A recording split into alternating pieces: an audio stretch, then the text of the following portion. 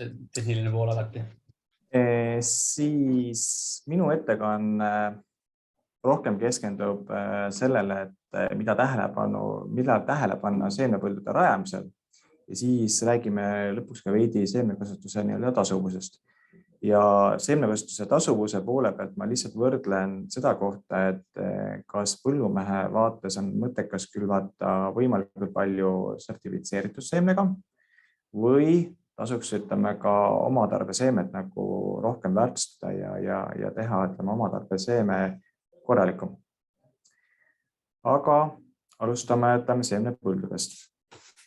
Et seemnepõllu valikul pean silmas nii sertifitseeritud seemnepõldu kui ka oma tarbeks kasutatava seemnepõllu valikut. Et kui hakata seemnet kasvatama, siis tuleb tegelikult selleks seemnepõlluks valida võimalikult ühtlase mulla viljakuse ja mullatüübiga ja ka lõimisega põld.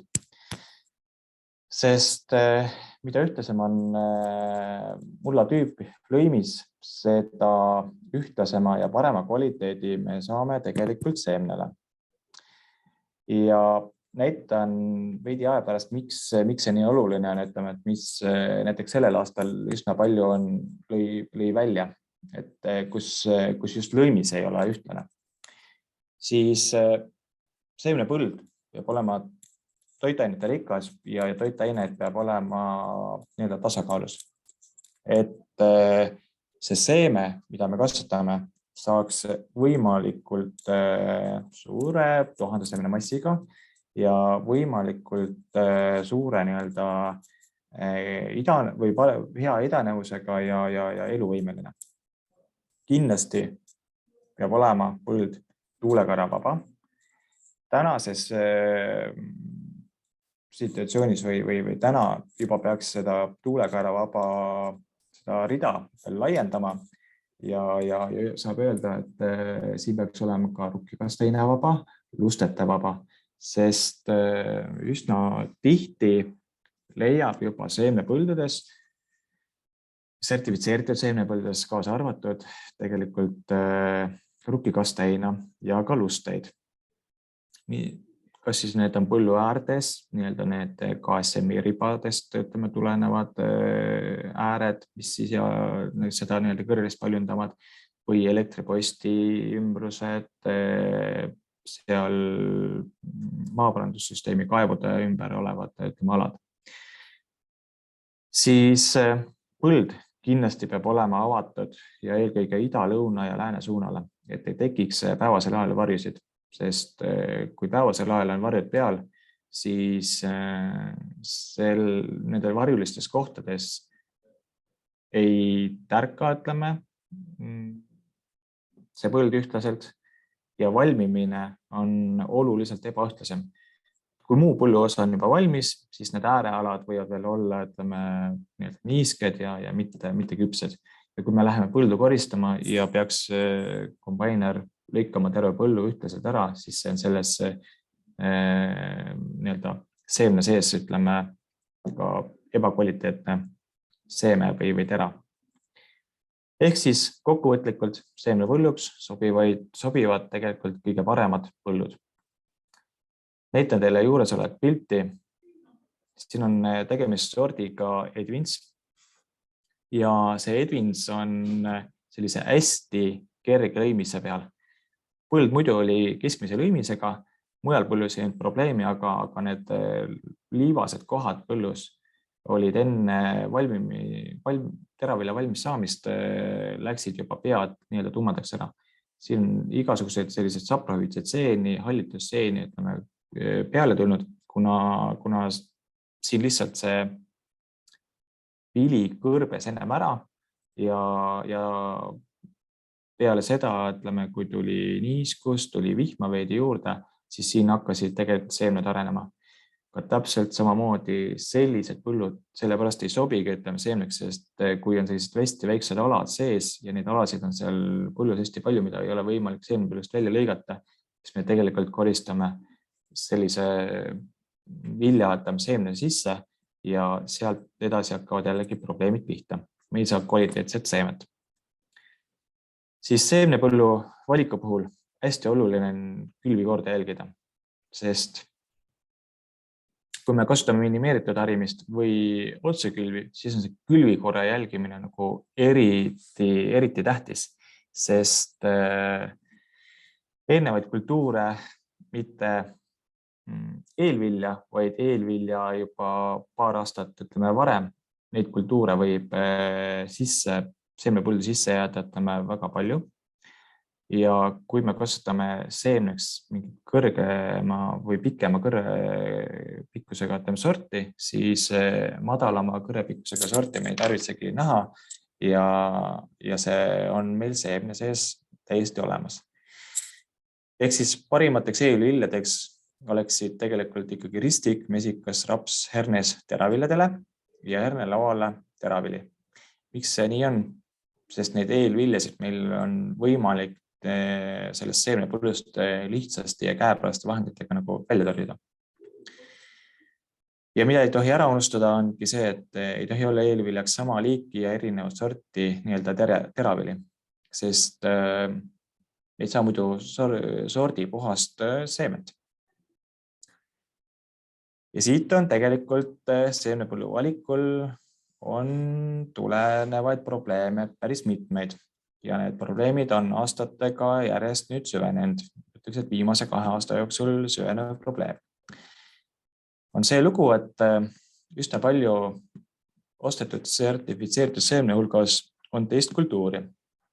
Eelkõige, kui ma toon lihtsalt näite, olen ostnud Tallinna C2 seemet ja seal põllus on sees kas taliotra või rukist.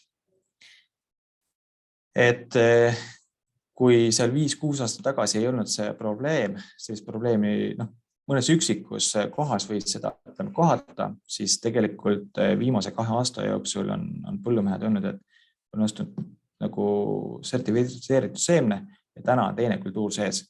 See ei ole niimoodi, et oleks külvirea vahel, vaid ilusti külvireas sees.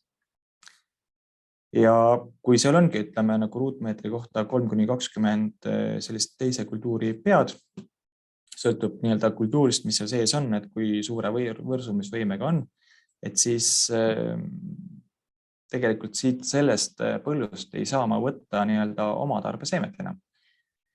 Et kui ma sealt seemne võtaksin, mis siis nii-öelda järgmine aasta toimuks, et milline see põld siis nii-öelda välja näeb.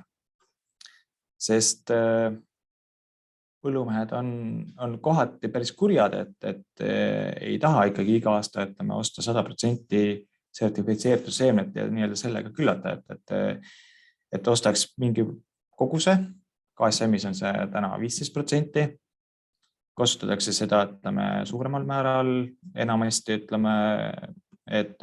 oleks nii-öelda tagatud selline seemne uuendamine ja see pool, aga kui ma enam oma tarbeseemet võtta ei saa, et seal on teisi kultuure sees või teisi sorte sees, siis see tähendab seda, et peaks nagu 100% sertifitseeritud seemnega külvama, et seal on nagu oluliselt vähem teist kultuuri. Ja nagu ma enne nimetasin, et see on nagu viimasel 2 aastal järjest süvenenud. Näitan teile. Ja siis ongi see, et talinisu sees leiabki üsna tihti taliotra ja rukist ja ka teist sorti talinisu. Suviodra seest leiab nii suvinisu kui kaera. Jah, kaera on veel võimalik suviodra seest küll välja tõrjuda, aga suvinisu suviodra seest välja me ei saa.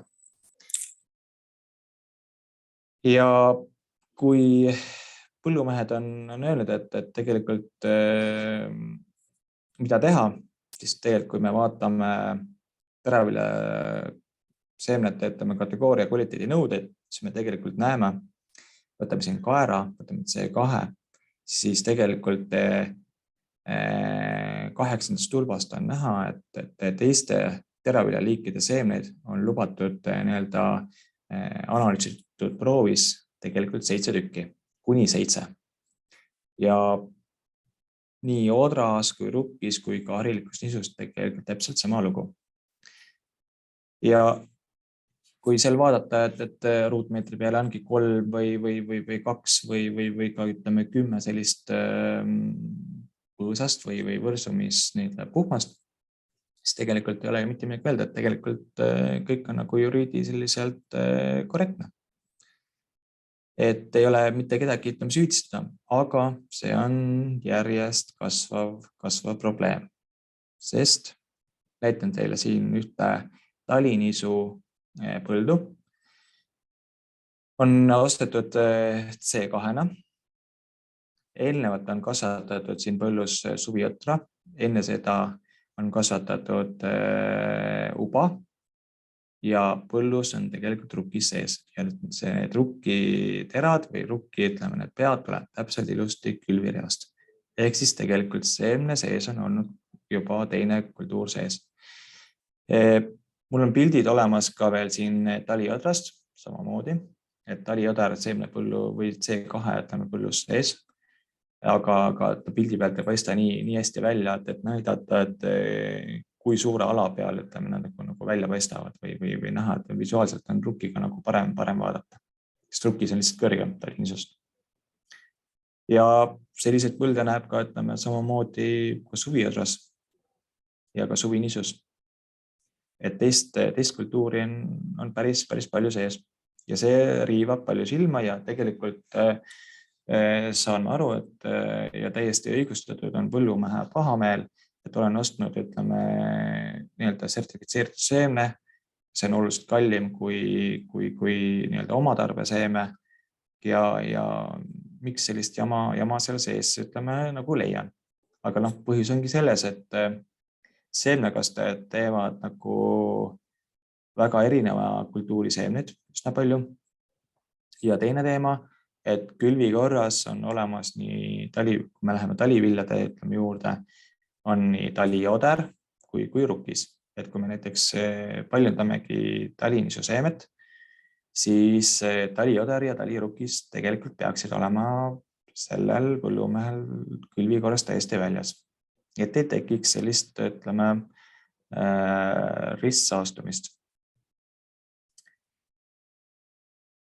Siis samamoodi tasub tähelepanelik olla, et kas põllus on nii-öelda teisi kõrrelisi umbrohtusid, rukkikastein, tuulekaar.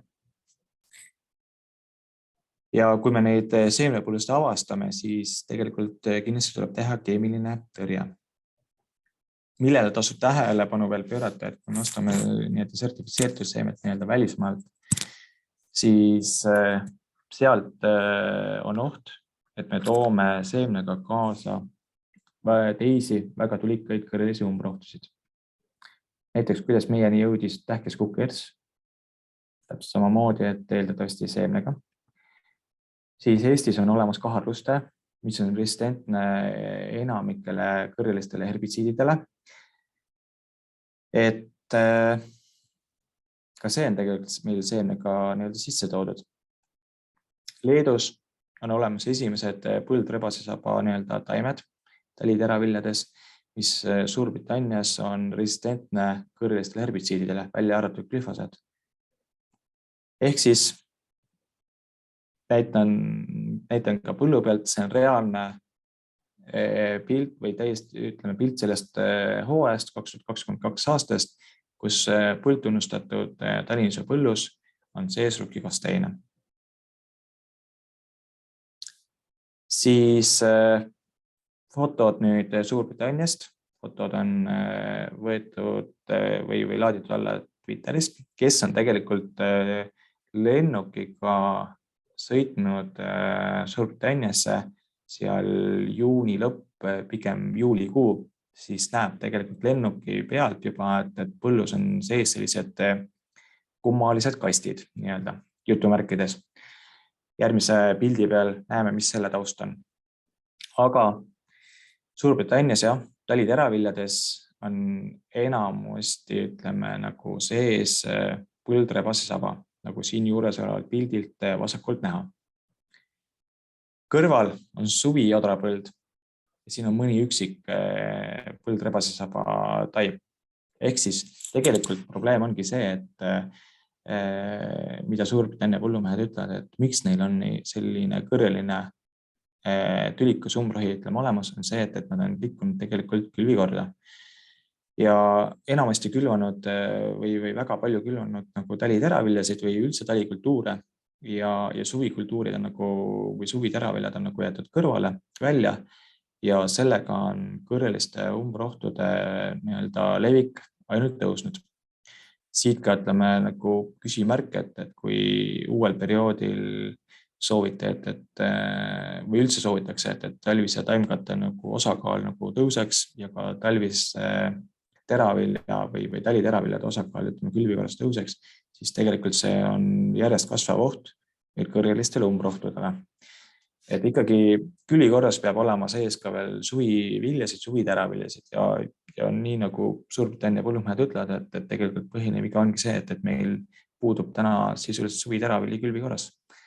Sellepärast selline probleem ongi. Ja sellised kastid, mida lennuki pealt näha ongi see lugu, et põldrebase saba tõrjeks kasutatakse glüfosaati. Et enne seemne valmis saamist pritsitakse sellised alad üle, kus on põllus hästi palju põldrebase saba, ehk siis nii-öelda black grassi, sest teised lahendused enam ei tööta. Ja siit on näha, pritsitud ala, samamoodi siin on pritsitud ala. Et tegelikult sellise asju loodame, et sellised asjad meil Eestisse ei jõua. Aga kui juba Leedu põllumehed täna räägivad, et esimesed taimed on ka neil olemas, siis see on aja küsimus, kuna see meieni jõuab, sest ka tegelikult osa seemneid paljundatakse, mida meie turul müüakse, paljundatakse tegelikult Leedus. Siin nüüd kaharluste pilt, et kolleeg Tiiu Onuki tehtud pildid Lääne-Virumaalt, siis uus kõrreline meil ja täpselt samamoodi selle põlluga ei saanud mitte midagi muud, kui põllumees lihtsalt niitis need saastunud alad suvel lihtsalt maha, et mitte seemet tekitada. Et ei jäänud mitte midagi muud üle. Ja sama teema, nagu ennem sai mainitud, et resistentne enamikele kõrrelistele herbitsiididele, et on üks toode, mis veel mingil määral seda tõrjub, aga mitte kõrge efektiivsusega. Siis seemne põllul veel töödest, et tegelikult hästi ühtlane ja hea külviühtlikkusega või külvisügavusega põld peab olema. Et kui külvisügavus varieerub siin sellisest 2 sentimeetrist seal 5 sentimeetrini, siis me saame väga erineva arengufaasiga taimed. Siin taim võrsub, paljust ära ja ka siin võivad tekkida tegelikult sellised hilisvõrsed, millelt me jällegi korralikku seemet ei saa.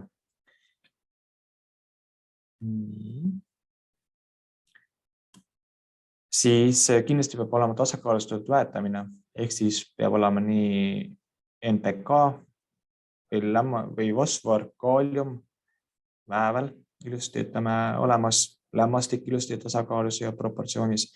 Ei tohi olla lämmastiku saagipotentsiaalist lähtuvalt liiga palju üle, sest muidu põld lamandub ja lamandunud põllust me jällegi kvaliteetset seemet ei saa. Ja ei tohi olla ka põld alaväetatud, sest läbi selle me saame väiksema tuhandeseemne massi, tänu sellele väiksem idanevusenergia seemnetel. Ja kindlasti tuleb jälgida ITK põhimõtteid. Kõrreliste tõrje, eelkõige tuulekaera tõrje ja ka teised kõrresed juurde. Ja kindlasti nendes kohtades või nendes põldudes, kus on oht, kas siis tuulekaerale või teistele kõrrelistele, siis vajadusel ka käsitsi või selline kontroll, kus tuleb tegelikult põlde läbi jalutada. Ja tegelikkuses täna suuremad seemnekastajad ka seda teevad, et lisaks kõrrelisele tõrjele liigutakse ka veel põllul jalgsi ja korjatakse välja veel kas siis kõrrelisi, mis on jäänud kas tõrjumata kuhugile, kas posti juurde või midagi sellist. või siis jälgitakse, et põllus oleks ikkagi selline ühtlane taimik ja ei oleks nii-öelda ka teisi sorte. Ja siis muidugi seemnepõldude puhul hästi oluline on taimehaiguste ja kahjurite hoolikum jälgimine ja seire. Et me seemnega või seemne peale ei laseks selliseid haigustekitajaid, mida me seemnega nagu paljundada saame.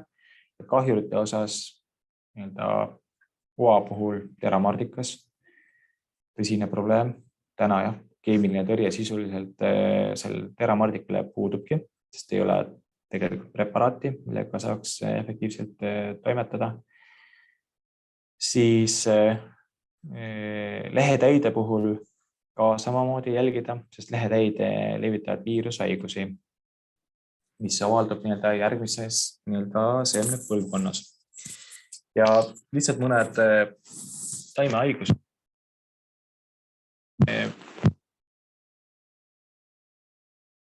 On Wolf-Laitsus odral, et sellised haigustekitajad levivad seemnetega nii edasi.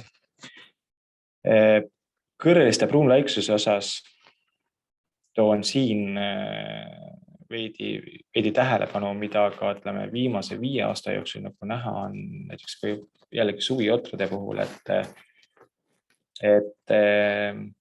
teatud seemnepartiides,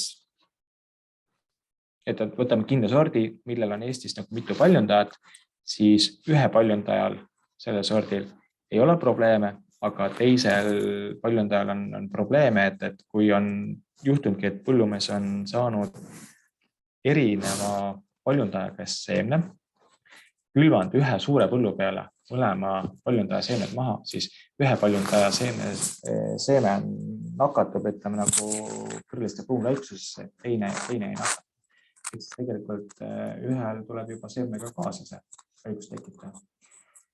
Et samamoodi tuleb haigustele nagu oluliselt rohkem tähelepanu pöörata. Sama rõhutan üle, see ei ole ainult sertifitseeritud seemne tootmise puhul, vaid ka omaoodata seemne paljendamise puhul. Siis seemnevilja ja tarvevilja puhul ongi see lugu, et õigeaegne koristus.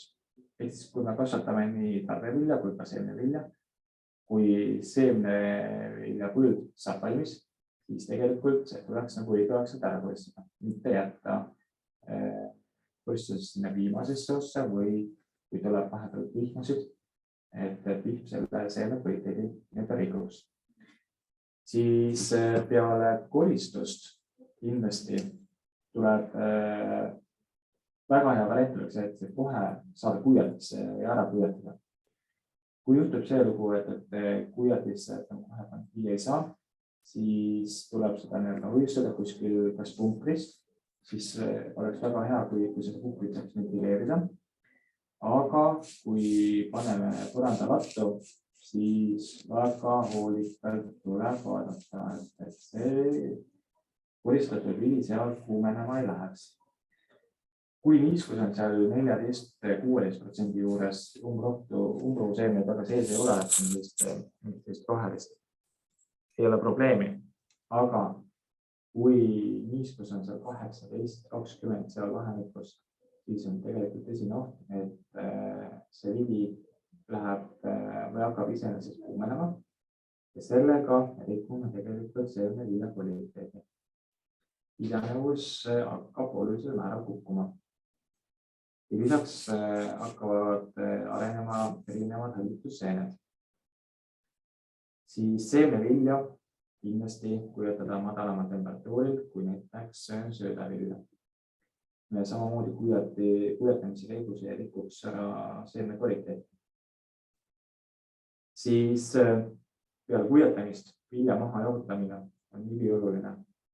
Ja jah, kui augustis lõikame, augustis õhutemperatuur on seal 30–35 kraadi, ega me ei suuda ka seda vilja seal 25 kraadist allapoole või isegi 30 kraadist allapoole, et me kuidagi moodi jahutada, siis tähendab see seda, et kui me selle vilja hoiustame punkris või siis mahutides,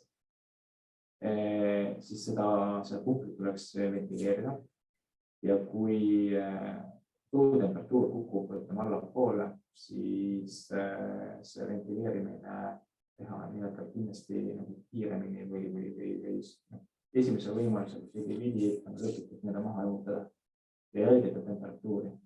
Kui me jätame temperatuuri ikkagi sinna 30 kraadi juurde, sinna hakkavad tekkima nii-öelda niiskemad kolded, sest kui õhtemperatuur kukub, siis sooja vilja sellises hakkavad tekkima nii-öelda kondenseerumised, et hakkab õhu või niiskuse kogunemine ja hakkab teatud kohtadesse, ka siis punkris või põrandalaos siis niiskus kogunema.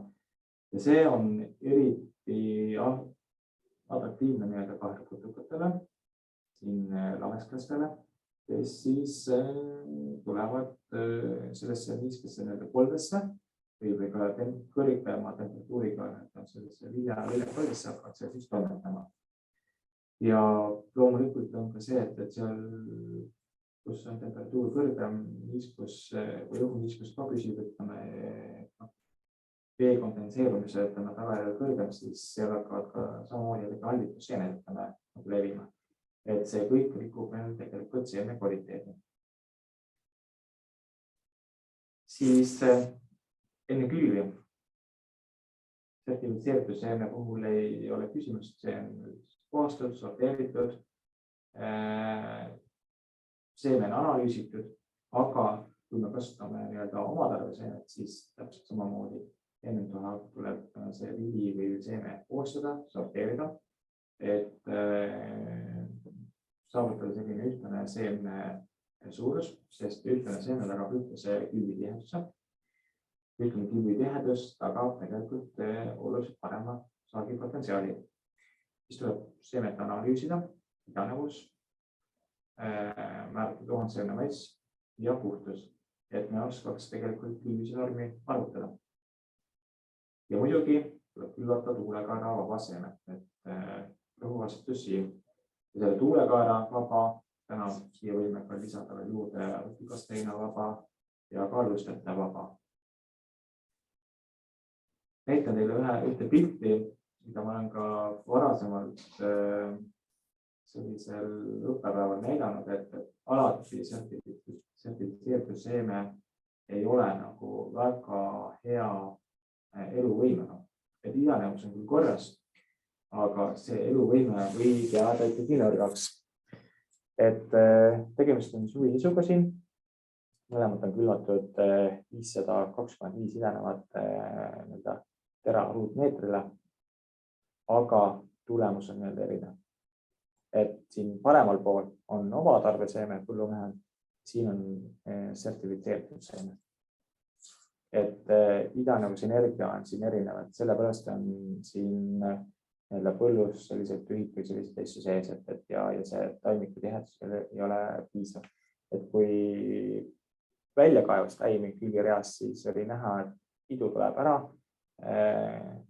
ja ta kuivab või jääb selliseks ebanormaalseks, et ei suuda kuidagi moodi välja areneda.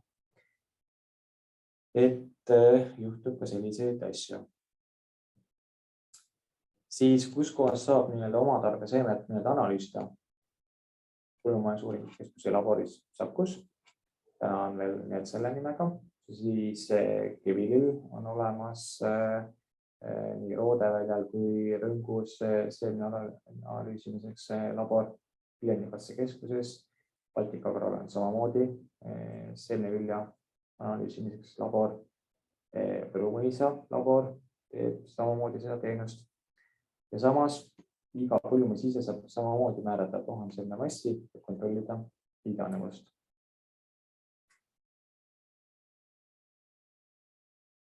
Tuleme siis sordivaliku juurde. Et sordivaliku puhul, kui me hakkame endale sorti valima, siis me peame ära hindama, mis on selle sordi saagipotentsiaal. Ja kui me võtame saagipotentsiaali, siis oluline selle juures on tegelikult saagipotentsiaali stabiilsus. Kui me võrdleme saagikuse andmeid ja vaatame, et mingil aastal see sort annab seal 4 tonni, mingil aastal 7 tonni, mingil aastal 10 tonni, siis mõtleks, et selle sordil on selline, see on saagpotentsiaal nagu ebastabiilne. Aga kui võtta, et on selline sort, mis sisuliselt läbi aastate on kõikumine see kuskil 10-15% juures, et on see seal kuskil 7,5 juures, pluss miinus 10-15% üles alla, siis selle saagipotentsiaal on oluliselt parem. Et ei ole meil mõtet taga ajada sellist nii-öelda tippsaaki, mida me võime saavutada seal, ma ei tea, 10 aastast 2 aastal. Pigem meil on oluline, et mis see nii-öelda keskmine saagitase läbi aastate on. Kui me hakkame sorti valima, siis me peame kindlaks tegema, et millist kvaliteeti me tahame, mis on meie nii-öelda see toodang. Kas me tahame saada, et on toidunisu või tahame saada, et on söödanisu. Toidunisu ja söödanisu võtame poole pealt nii palju, et toidunisu on kõrgema proteiiniga ja aretuse käigus tihtipeale on see lugu, et siin on saagipotentsiaal jääb veidi madalamaks, ehk siis saagitase on veidi madalam. Söödanisu jällegi on madalama proteiiniga ja saagitase on kõrgem. Kui hakata võrdlema siin erinevaid sorte siis ja vaadata ka põllu peal teiste tootmiskatseid või tootmispõlde, siis tihtipeale on see, et täpselt samasuguse väärtusjooni juures annab näiteks söödanisu sort, sealt on 1,5 rohkem kui toidunisu. Ja kui me teamegi, et me näiteks ei suudagi kogu talinisu lõigata, et on õigeaegselt ära, et meil jääbki mingi osa nisust nagu hilisemasse koristusse, vahepeal on üks järgnest koristada või midagi sellist ja selle viimase kolmandiku, viimase 50% nisust meil kukubki üsna lihtsalt see langemise arve. Siis tegelikult ongi mõttekoht, küllatagi siis 50% nisust selline toidunisu, selline varasem sort, mida on varem ära lõigata, selline hilisem sort siis valida söödanisuks, et me jõuaks ka vahepeal näiteks järgne või talirapsi või ka on seal suvijotra lõigata. Et kui me nagunii koristame, ütleme nagu söödanisud, siis validagi juba selline sort. Otrade puhul vaadata seda lugu, et kas me siis kasutame nii-öelda õlleotra või söödaotra, ka siin on vahe sees ja tuleb proteiinist, et õlleotra proteiin ei tohi olla kõrge söödaotral.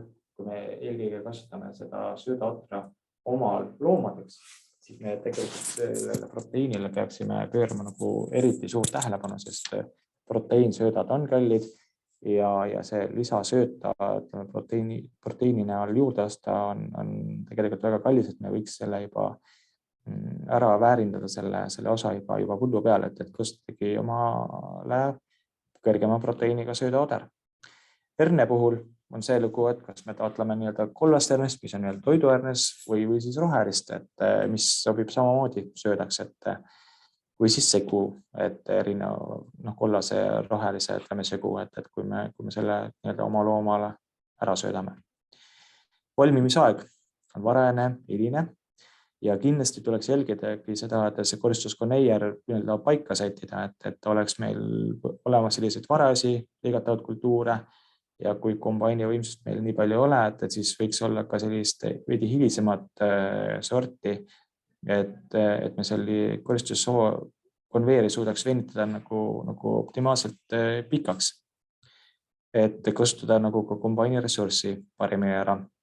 Sest kui me külvame kõik varased sordid, siis varaste sortide tihtipeale on saagitase madalam ja varaste sortidega on see oht, et kui me kõik õiglaselt ära lõigata ei saa, et me koristusega viibime, siis seal tekivad peade murdumised, kõrre murdumised, lammandumise oht, kvaliteedi langus, et seda meil ei ole vaja. Siis kindlasti haiguskindlus, hästi oluline koht, et kuna me peame edaspidi taimekaitsevahendite kasutamist nagu vähendama, siis haiguskindlusel sordi valiku puhul saab oluline roll. Ja haiguskindluse poole pealt tasub ka jälgida seda, et millistele haigustekitajale nagu on kindlus suurem, millistele haigustele on nii-öelda sort vastuvõtlikum, et mida siis nii-öelda tõrjuda. Siis kvaliteedi stabiilsus. Näiteks kui stabiilne nii-öelda on näiteks langemisarv, see puudutab just eelkõige nisu. Et jah, proteiin võib küll väga kõrge olla, aga kui langemisarv on selle sordi nagu ebastabiilne, siis see on ka niimoodi, et nagu loteriimäng, et kas ma nüüd võidan või ei võida, et seda ei tea. Siis kas tegemist on intensiivsordi või lepissordiga, ehk siis milline on meie tehnoloogia, vastavalt sellele valida sort. Kui meil tehnoloogia ei ole nii intensiivne, ehk siis tegelikult me tihtipeale jääme külviajaga hiljaks, me jääme või väetamine tagasihoidlikum, taimehaigustele ei suuda me reageerida, ütleme õigeaegselt või pritsimisvõimekust on vähem. Et siis valida, ütleme lepissort, aga kui me suudame õigeaegselt külvata ilusti, jälgida, ütleme taimehaiguste kulgu, väetame nagu optimaalselt ja hästi, siis saada, ütleme nagu maksimaalne tulem, siis võiks olla valikus intensiivsort pigem. Taliviljade puhul kindlasti talvekindlus, siin nii talirapsid kui ka taliteraviljad. Et kui meil katseandmed näitavad, et see sort on küll väga hea saagipotentsiaaliga, aga talvekindlus on nõrk, siis jah, seda saagipotentsiaali ei tarvitse iga aasta ära suuta kasutada. Ja kindlasti sortidel jälgida ka seisukindlust, ehk siis kui lamandamiskindel või lamandamisõrn on sort, et ka vastavalt sellele tegelikult on meil taimekaitse plaani vaja korrektuure teha või mitte. Ja veel mõned tähelepanekud veel, et see ei puuduta enam kui seemnepõllu nii-öelda rajamist, aga millel tasub nagu silma peal hoida või mis mõtted ütleme nagu hoida, et kui ma nii-öelda selle sertifitseeritud seemne ostsin ja ütleme, et see põld on ikkagi puhas, et ei ole teisi kultuure sees või on käidud ka see põld, ütleme nagu käsitsi korjega läbi, korjatud need võõrliigid sealt ütleme ikkagi välja või võõrkultuurid, siis seda seemet võiks mitmeks järgnevaks külviks nii-öelda alles hoida. Eelkõige võiks seda teha taliviljaseemnete puhul, taliteraviljaseemnete puhul, sest kui me sügisel lõikame näiteks talinisu, hästi kiiresti me peame siis kuiatama, puhastama, sorteerima, kontrollima idanevust, et see ajaaken seal on hästi nagu lühike, hästi kiire ja sellel ajal on hästi palju, ütleme, tegelikult teraviljakasutust talus nagu töid, et esiteks neid tööd, ütleme, nagu kiirust hajutada ja teine teema, et saada kvaliteetsem seeme, siis võiks hoida vähemalt selle seemne ülejärgmiseks nii-öelda külviajaks. Sest kui meil seal taliviljal on puhkeperiood läbitud, siis see seeme idaneb oluliselt paremini ja oluliselt ühtlasemalt. Et see tuleb eelkõige välja sellisel sügisel, mis ei ole just, ütleme, nagu teraviljakasvatuks nagu väga hea soodne, et on hästi jahe või hästi niiske, siis mitte äsja koristatud seeme, vaid eelmine sügis koristatud seeme, selle idanemiskiirusel on vahe sees ikkagi selline 3, 4, 5 päeva ja need päevad võivad olla sügisel nii-öelda olulise tähtsusega saagipotentsiaaliks. Ja muidugi on ka see oht, et iga aasta ei tarvitse saada, ütleme, väga hea kvaliteediga seemet, et juba selline riski hajutamise koht on siin olemas. Siis miks tasub seemet alati uuendada, on see lugu, et uuem paljundus annab paremini edasi sordi omadusi, et kui meil on sort ikkagi väga vana, mida ma väga ei ole enam kuulnud, kui 10 aastat tagasi oli küll põllumeeste hulgas see lugu, et küsis, et mis teravilja seemnega või sordiga siin tegemist on, siis et ei mäleta, et viimane kord sai uuendatud seal 10 aastat tagasi. et ei tea, aga seda siin nüüd viimase 5, 6, 7 aasta jooksul üldiselt ei ole üldse kuulnud.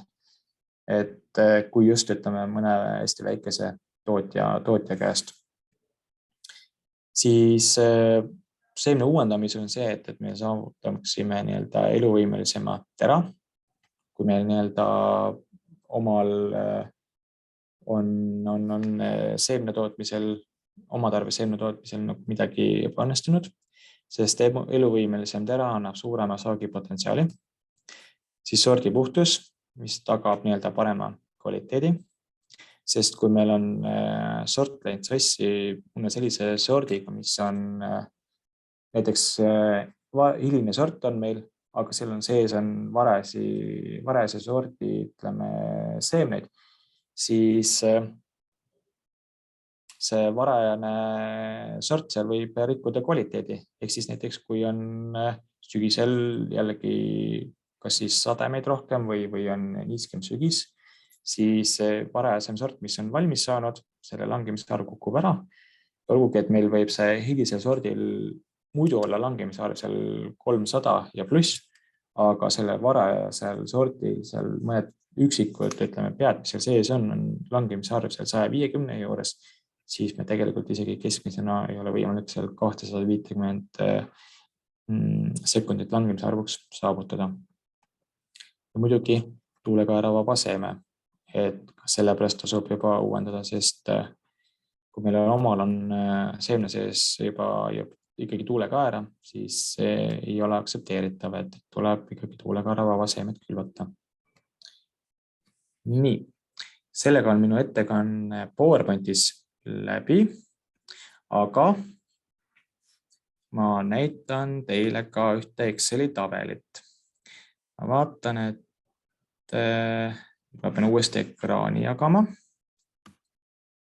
ja nii, kas te näete minu Exceli faili nüüd? Näeme.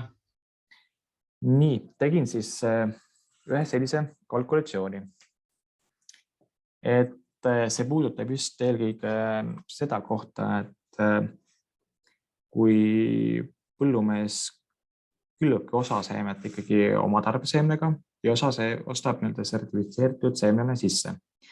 Ja kui tekibki see sama probleem, millest ka minu ettekande alguse poole juttu oli, et seda teist kultuuri on ikkagi nii palju sees, et ma ei saagi seda oma tarbeseemet küllata, ma peaks ostma jälle sertifitseeritud seemne või siis külvamegi ainult sertifitseeritud seemnega, et seal need üksikud pead jäävad ainult sisse, ongi seda seal mingisugune 3, 4, 10 pead, ütleme, ruutmeetri kohta versus see, et ma olen võtnud oma tarbeseemne ja mul on juba seal mingisugune 30 või 50 sellist pead sees.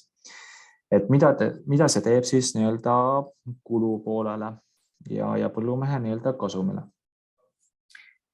Siis võtsin lihtsalt näide on arvutatud ettevõtte kohta, mis kasutab selline 800 hektarit põllumaad, ehk siis 800 hektarit on külvipinda, erinevad kultuurid siin, aga see 800 hektarit on selleks, et mul see masin kulud, ütleme, põllu kohta ja kuiatamise kulu, ütleme, põllu kohta jookseksid, ütleme, ilusti välja. Et see tehnikabaas on selle alusel võetud. Siis sertifitseeritud seemne hind puhitud kujul, see oli 540 eurot tonni kohta, mis on tänane hinnakiri, mis siin Eesti peal ringi liigub. Siis kui me kasutame oma tarbeseemet, siis on see puhitud seeme, siis ma olen arvutanud selleks oma tarbeseemneks niimoodi, et olen võtnud selle oma hinna, seemne oma hinna, liitnud sellele 35 eurot tonnile veel juurde, et seal on veel lisa selline sorteerimine, puhastamine, et siis võiks oma seemne hinnad või tonni hind välja tulla. Ja puhtimise hinnaks nii sertifitseeritud seemne puhul kui oma tarbeseemne puhul on üks ja sama hind võetud, et 50 eurot tonni kohta. Siis saagitase et eeldan, et saagitase on nii-öelda kõigil ühesugune, 5,2 tonni. Siis seemnekulu on nii, et kui me ostame 100% sertifitseeritud seemne, on seemnekuluks selline 105 eurot hektar. Kui me külvame 16% sertifitseeritud seemnega C2-ga ja 84% oma toodetud seemnega, siis me saame tegelikult oma või selle seemne kuluks hektari kohta selline ümmarguselt 68 eurot hektar. Kui me 100% külvame oma tarbel seemne, siis tegelikult 51%.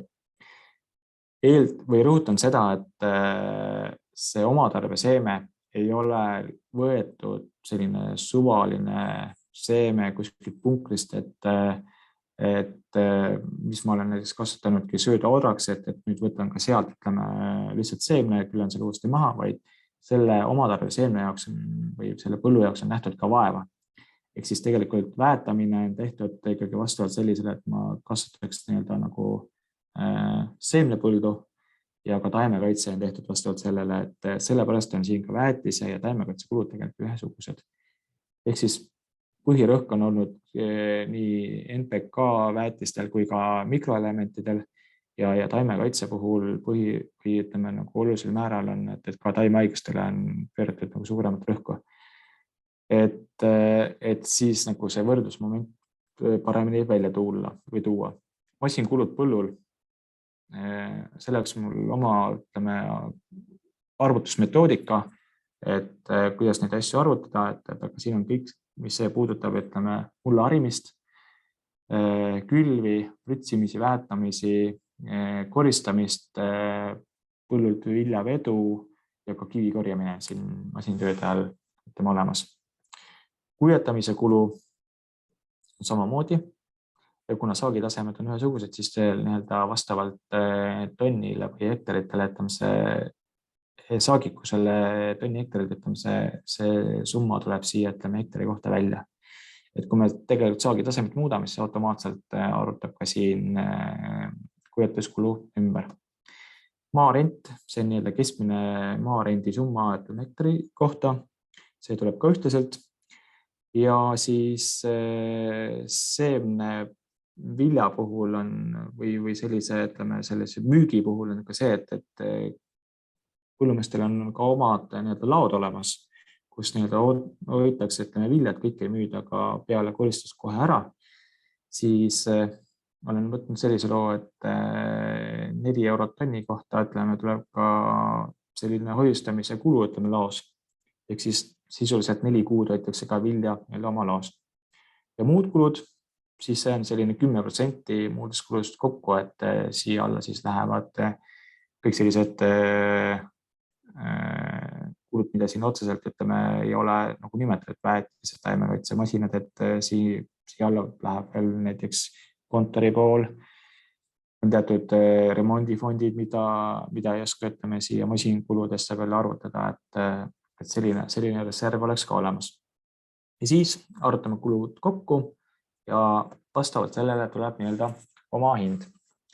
Kui me võrdleme oma hindasid, võtame selle loo, et kus me söödaodra külvasingi puhtalt 100% sertifitseeritud seemnest, oma hind võrreldes siin sellisena, kus me külvasime või kasutasime 100% oma tarbeseemet, ega ei olegi vaata, et väga palju erinevust, et kõigest 11 eurot. Aga kui me vaatame selle loo, et müüme selle nii-öelda söödaodra maha, siis on see lugu, et tulu me saame tegelikult ühtemoodi, et eilne uue saagi hind selline 251 eurot tonni kohta. Tulu me teenime ühe palju ja kasum, siin tulu juures ei ole arvutatud toetusi ja kasum hektari kohta on see, et ühel juhul on siin 134 eurot hektar, teisel juhul 194 eurot hektar. Et vahe on 60 eurot. Ehk siis, kui siin peaks tulema veel juurde, et tuleb näiteks ilmastikurisk, et saagitase ei ole mitte 5,2 tonni, vaid kukub 400 kilo. Teeme, et kõigil kukub siis on näha, et kõikide kasumi määrad kukuvad.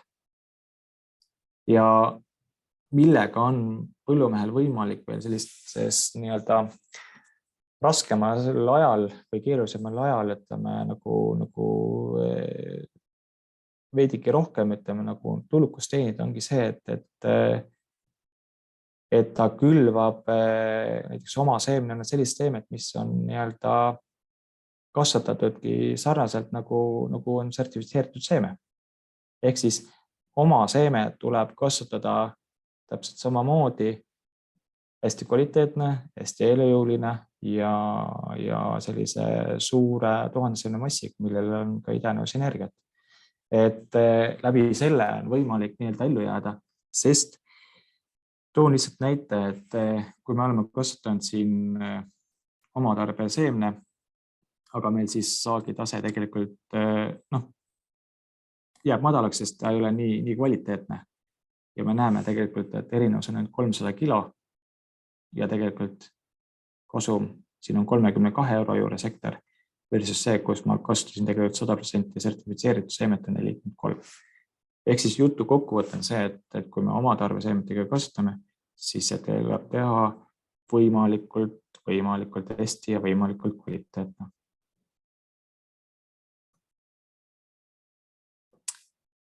Nii, sellega oleks esialgu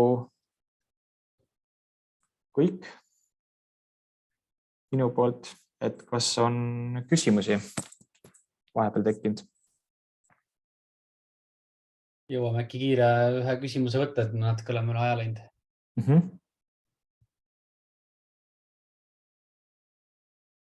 Aga vist ei ole hetkel. Ma ise võib-olla küsiks kähku selle, et siin on sellel aastal on mõnel poolt tulnud seda probleemi, et odra seemne puhul, et ei saada odra nendest ohetest lahti.